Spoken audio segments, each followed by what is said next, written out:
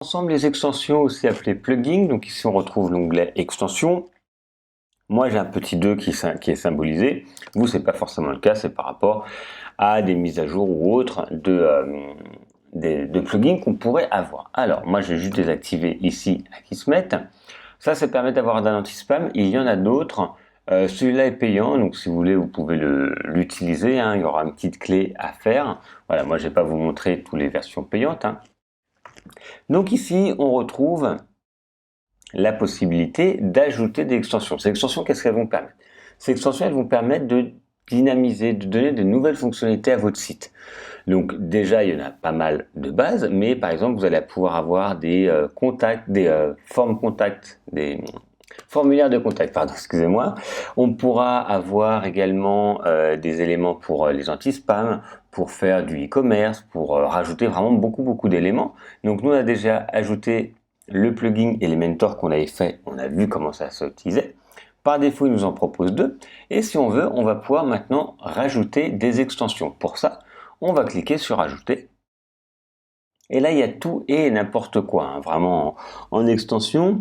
Donc, moi, je vous conseille de jeter un peu un œil de ce que vous voulez, de ce que vous avez besoin. Je vous fais une liste un peu des plugins indispensables et de bien regarder les commentaires et de prendre quand même des plugins, des extensions qui sont réputées, en fait, par rapport à un certain nombre d'installations, parce que certaines, hein, si vraiment elles sont trop discrètes, peut-être elles vont vous dire elles sont géniales, mais vous vous rendez compte que, en fait, il peut y avoir des virus dedans.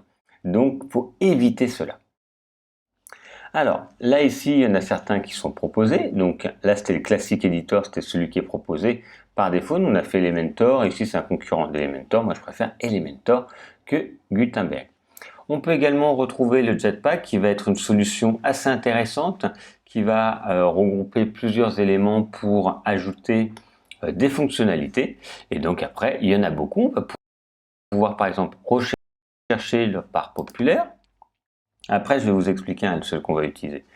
Donc les plus populaires, c'est souvent ceux que vous allez utiliser, hein, honnêtement, surtout au début. Après, si vous avez quelque chose de très précis, si vous voulez faire de la réservation pour une table de restaurant, pour un hôtel, ou vraiment des fonctionnalités très particulières, vous les retrouverez également. Donc nous, on va voir sûrement celui-ci, on va voir celui-ci, on va voir rapidement, ça c'est pour faire un panier e-commerce, on va voir celui-ci également. Et après, il y en a plein. Donc celui-là, c'est celui qu'on a installé. Ça, c'est pour, par exemple, pour faire des sites, pour le plan de son site. Et vous voyez, il y a beaucoup d'éléments. Donc, dans les populaires, la plupart vont être intéressants. Après, voilà, ça va vraiment dépendre de votre site. Si c'est plutôt tourné vers le commerce, plutôt juste pour un site vitrine, si vous voulez récupérer plutôt des emails ou pas. Voilà. Il y aura plusieurs éléments. Il y a les recommandés. Donc ça, c'est WordPress par rapport à un nombre de téléchargements en fait qui va sélectionner ces éléments-là. Donc, vous voyez, il y en a plusieurs. Hein. Et il y a les favoris, donc ça, c'est les vôtres que vous avez mis. Et sinon, après, vous pouvez directement taper ici des extensions. Par exemple, propre à Facebook, vous allez avoir des extensions propres à Facebook, par exemple.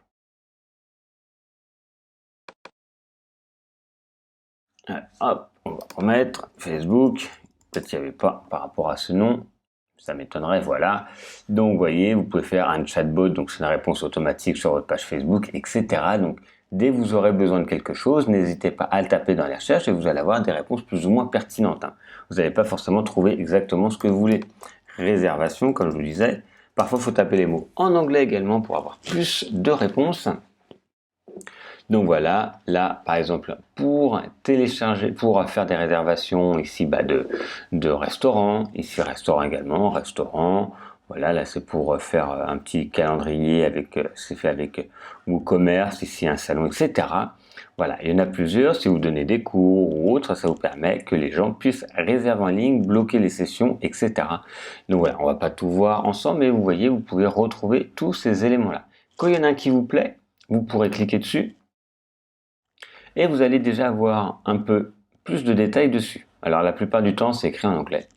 Ok, n'hésitez pas à faire clic droit et parfois vous allez pouvoir faire traduire en français, comme ça vous allez avoir la traduction française si besoin.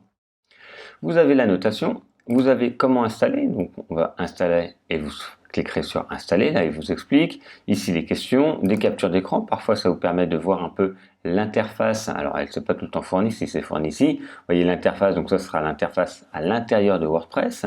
Ça, vous donnez les éléments. Donc ça sera l'interface que l'utilisateur va trouver. Donc c'est pas forcément joyeux, mais il existe. Il est là. Ensuite, le calendrier.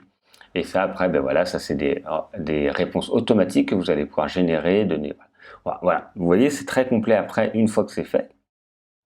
Et il ne vous restera plus qu'à installer, à cliquer sur installer et il apparaîtra juste ici. De toute façon, on va voir ça avec les autres. Voilà pour une présentation générale et rapide des extensions et on va voir plus en profondeur certaines extensions indispensables.